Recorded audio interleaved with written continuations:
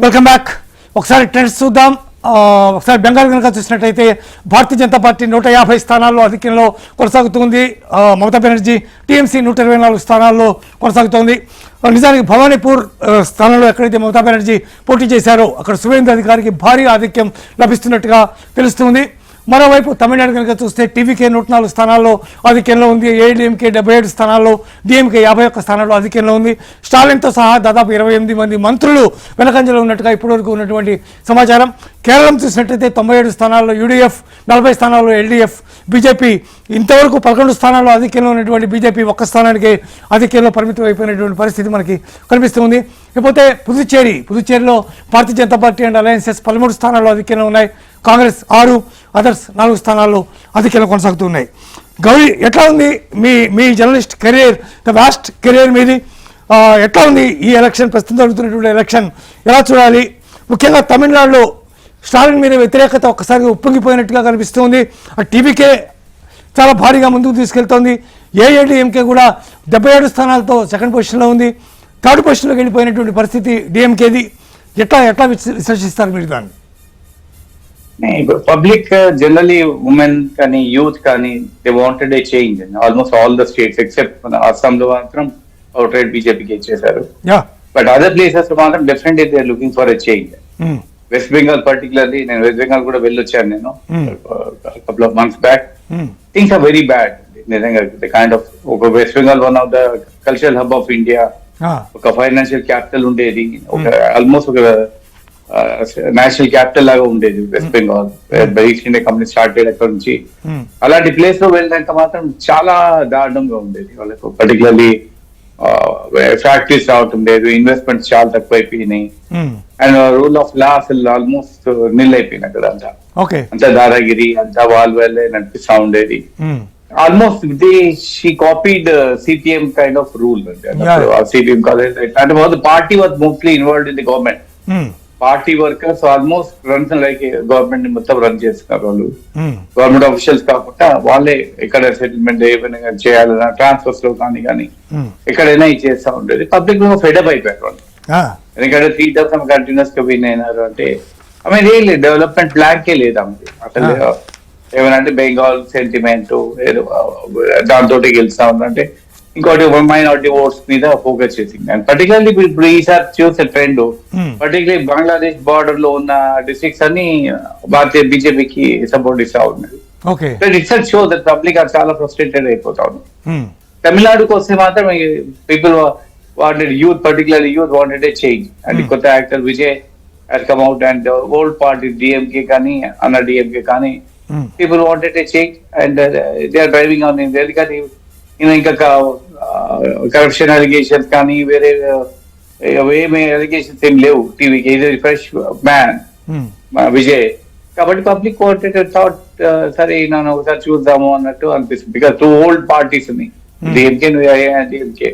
చాలా మంది అనుకున్నారు ఈసారి డిఎంకే లేకపోతే డిఎంకే వేస్తారు అనుకున్నారు, కానీ కాక జనాలు మాత్రం బెట్ ఆన్ విజయ్.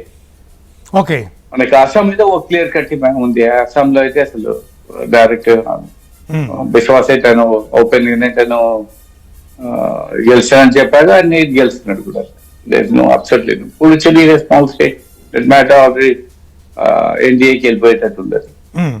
కేరళలో ఎందుకు డిఫరెంట్ ఏంటంటే కేరళలో కూడా చేంజ్, కేరళలో కూడా ఎల్డిఎఫ్ లో యూడిఎఫ్ వచ్చాయి. కేరళ కూడా వెళ్ళాను నేను, అక్కడ కూడా చూసంటే విన్స్ ఆఫ్ చేంజ్ అనిపించింది. భారతీయ జనతా పార్టీ ఎక్స్పెక్ట్ చేసంటే వాళ్ళకు ఇక ఫుడ్ హోల్డింగ్ రాలేదు ఇంకా భారతీయ జనతా పార్టీకి. ఐ థింక్ ఓన్లీ 1 సీట్ లో ఎక్కడ ఉన్నారు వాళ్ళు. బట్ ఓవరాల్ గా చూస్తుంటే lot of women and youth played crucial role in this election. And they wanted a change అనుకున్నారు, they are bringing in a change. అంటే తమిళనాడులో ఇప్పటివరకు ఉన్నటువంటి, అంటే మనం గతంలో అనేక ఎలక్షన్స్ చూసాం, ద్రవిడ భావజాలం, ద్రవిడ పట్ల ఉన్నటువంటి ఆ విపరీతమైనటువంటి డెడికేషన్, ఇవన్నీ కూడా అక్కడి ఓటర్లలో బాగా తగ్గి కొంత యూత్ ముఖ్యంగా మీరు చెప్తున్నారు విజయ్ వైపు ఉన్నారని, ఆ ట్రెండ్ మారిపోతుంది అక్కడ కూడా అనేటువంటి పరిస్థితి కనిపిస్తోందా మీకు? నేను తమిళనాడు తిరిగానండి లాస్ట్ మంత్. యాక్చువల్లీ పిలిగ్రిమేజ్ వెళ్ళాను ఉండే తంజావూర్కి. మనం కంచి నుంచి తంజావూర్ చాలా చోట్ల తిరిగాను తమిళనాడు. మనకు ఇక్కడ బయట ప్రచారం మీడియాలో వచ్చినంత వరకు యాంటీ హిందీ కానీ యాంటీ ఇది నార్త్ అట్లా ఏదైతే భావోద్వేగ మనకి మీడియాలో వస్తా ఉంది, అక్కడ అసలు ఏం కనిపించలేదు నాకు. Absolutely nothing. అసలు జనాలు నేను ఇంగ్లీష్ లో మాట్లాడితే వాళ్ళు హిందీలో మాట్లాడుతున్నారు చాలా చోట్ల, హోటల్లో కానీ అక్కడ వేరే చోట్ల. సో దట్ కైండ్ ఆఫ్ మనం ఏదైతే మీడియాలో చూస్తున్నామో వాళ్ళు there oppose to he imposition of Hindi అని, opposition of there against northern ఇది అని, అదంతా ఏం కనిపించలేదు. Absolutely nothing. అది the people are really welcoming the tourists from all over the country, and they speak, most of them now learning broken Hindi and హిందీలో మాట్లాడుతుంది. మన వారికి ఏళ్ళ కిందకి లేని చేంజ్, చాలా చేంజ్ ఉంది. People also want investment, people want tourist to come, tourist రావాలి, రాష్ట్రం తిరగాలి, వాళ్ళు చాలా చేంజ్ ఉంది. మరి మీడియాలో వచ్చేది మాత్రం కొంచెం డిఫరెంట్ అనిపిస్తుంది. And people wanted good, people are fed up with just two governments, DMK and DMK. And second thing, standardise ఉంటుంది మనకు ఈ రెండు పార్టీలలో. ఏం గిఫ్ట్స్ ఇస్తారో, ఒకరు ఫ్యాన్లు గిఫ్ట్ ఇస్తే ఒకరేమో మన ప్రెషర్ కుక్కర్ గిఫ్ట్ ఇస్తారు, లేదా అంటే గ్రైండర్ గిఫ్ట్ ఇస్తారు. ఇదే గిఫ్టింగ్ ప్యాటర్న్ ఉంది ఎక్కువ. So people thought that okay, Vijay is fresh blood, new entrant and promising young man. ఇంకా అసలు బికాస్ హీ నాట్ పొలిటికల్ పెద్ద బ్యాక్గ్రౌండ్ కూడా లేదు, తను కొత్త వచ్చాడు కాబట్టి people want try and vote for him. Particularly youth మాత్రం బాగా సపోర్ట్ ఇచ్చిండు అనిపిస్తుంది, going by the trends now.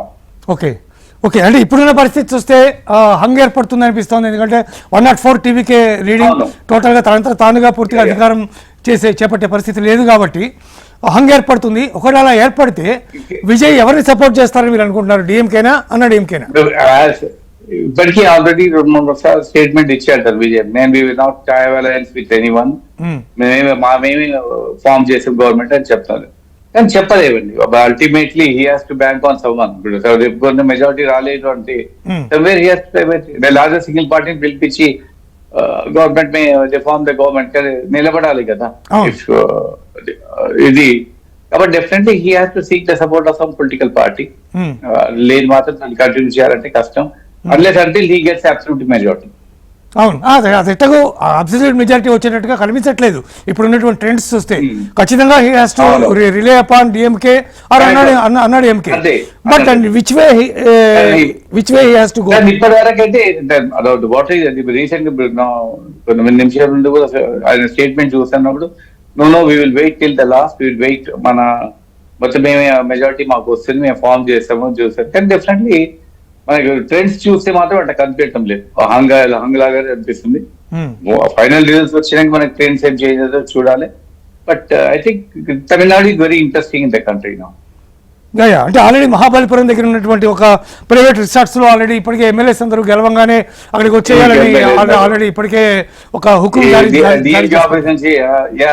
వాళ్ళ టెంట్స్ గిట్ అంతా తీసుకొని వెళ్ళిపోతా ఉన్నారు, బ్యాండ్ గిట్ అంతా రిటర్న్ పంపించేస్తా ఉన్నారు. That's going on. కాబట్టి but Tamil Nadu certainly the place to watch అండి. డెఫినెట్ గా మనకి ఇంట్రెస్టింగ్ గా ఉంటుంది. Ultimately where it leads to, Vijay garu మనకి ఎవరితో టైఅప్ చేసుకుంటారు, ఏం చేస్తారు. And definitely he has to do it. Like government రేపు ఫామ్ చేసా కూడా గవర్నమెంట్ సర్వైవ్ కావాలంటే he has to get some support, solid support. Bharatiya Janata పార్టీకి అంత సీట్స్ కూడా రాలేదు, ఏదో సపోర్ట్ ఇద్దామన్నా కూడా అంత లేదు వాళ్ళకు. Okay okay thank you Gauri. ఇది ఇప్పటి వరకు ఉన్నటువంటి ట్రెండ్స్ ఇవన్నీ చూస్తుంటే చాలా వేగంగా దూసుకెళ్తున్నట్టుగా కనిపిస్తోంది టీవీకే. మరోవైపు భారతీయ జనతా పార్టీ వెస్ట్ బెంగాల్లో బ్రహ్మాండమైనటువంటి విజయం దిశగా ముందుకెళ్తున్నట్టుగా కనిపిస్తుంది. అట్లాగే అస్సాం, పుదుచ్చేరి 2 చోట్ల కూడా ఎన్డీఏ అలయన్స్ ముందుకెళ్తున్నటువంటి పరిస్థితి. కేరళలో మాత్రం యూడీఎఫ్ ముందుకెళ్తోంది, ఎల్డీఎఫ్ పూర్తిగా వెనకంజలో ఉన్నటువంటి పరిస్థితి. భారతీయ జనతా పార్టీ కూడా ఇంత క్రితం 11 స్థానాల్లో ఉన్న భారతీయ జనతా పార్టీ ఒక స్థానానికి పరిమితం అయ్యే పరిస్థితి కనిపిస్తుంది. మొత్తం మీద చూసినట్టయితే అనుకోని ట్రెండ్స్, అనుకోని విధంగా టీవీకే ముఖ్యంగా దూసుకురావడం అనేది పెద్ద సంచలనాత్మకంగా మారినటువంటి పరిస్థితి.